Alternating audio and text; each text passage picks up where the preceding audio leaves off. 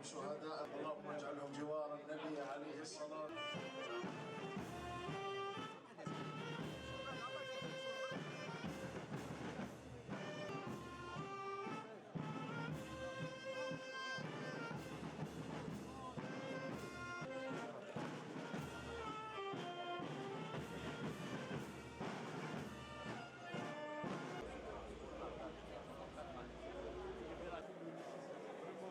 Voilà. Et aussi, on a une collection de tous les empereurs.